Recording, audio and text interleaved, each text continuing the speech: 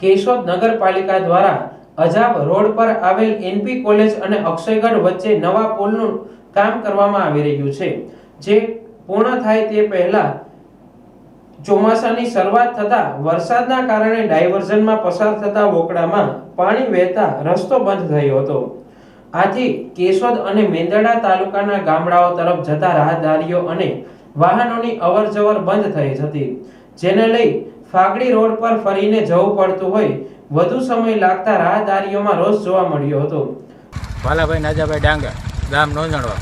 હાલ કેશોદ જવા માટે નોંધણવાથી મેંદરડાથી કેશોદને જોડતો રસ્તો છે, પણ ટેન્ડર પ્રક્રિયા કરી અને કામ પૂર્ણ 15 જૂને કરવાનું હોય, એના બદલે હજી પૂર્ણ થયેલ નથી અને માણસો અને પબ્લિક બહુ હેરાન થાય છે. એમાં આ બાજુના અમારા ગામડા છે કેશોદને આવવા માટે 13 કિલોમીટર થાય, પણ અત્યારે હોસ્પિટલે થાય ને આ ભડિયા બાજુ થાય, બરોદર રોડ બાજુ થાય અને વાં જઈએ તો ન્યાય પુલ નીચે પાણી હોય તો ત્યાંથી ફરીને પાછું એરપોર્ટ રોડે જવું, એટલે 20 થી 25 કિલોમીટરની થાય છે. એમાં કોઈ બીમાર હોય તો વધારે મુશ્કેલી થાય છે.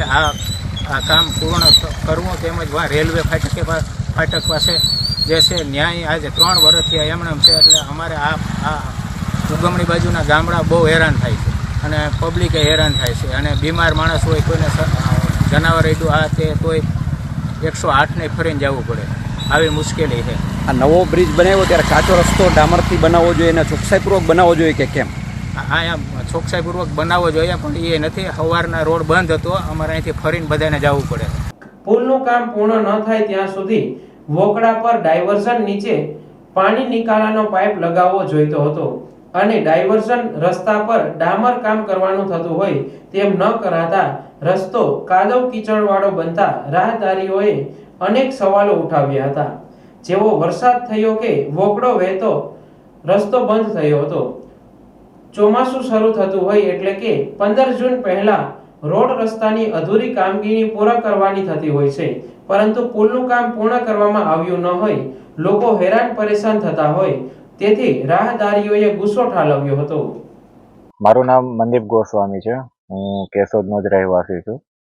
હું અત્યારે મારી ફિયાન્સી સાથે અક્ષયગઢની મુલાકાતે જતો હતો, કેમ કે વાતાવરણ ખૂબ નયનરમ્ય હતું વરસાદી માહોલના લીધે, પણ ડાયવર્ઝનના લીધે મારે અડધે રસ્તેથી પાછું વળવું પડે એમ છે, કેમ કે પરિસ્થિતિ એટલી ભયંકર છે કે ત્યાં 4 વ્હીલ જઈ શકે એમ જ નથી. એટલે મેં મારી ગાડી પાછી યુટર્ન કરી છે અને હું પાછો ઘર તરફ જઈ રહ્યો છું.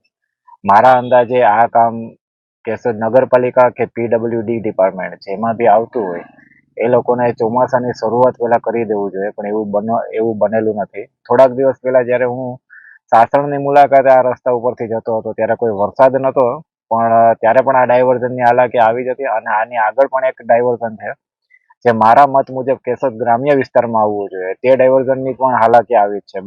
બાઇકો વાળા પણ નીકળે છે, તો બહુ ખરાબ પરિસ્થિતિમાં અને બહુ ભયજનક સ્થિતિ છે આ ડાયવર્ઝનની, જેની મુલાકાત કેશોદના નગરપાલિકા ચીફ ઓફિસરે એકવાર તો લેવી જ જોઈએ, અથવા તો જે તે કલેક્ટર આવતા હોય, જે તે કલેક્ટરની હદમાં આવતું હોય એને આ જગ્યાની મુલાકાત લેવી જોઈએ અને આ કામ બને એટલું જલ્દીથી જલ્દી પૂરું કરવું જોઈએ.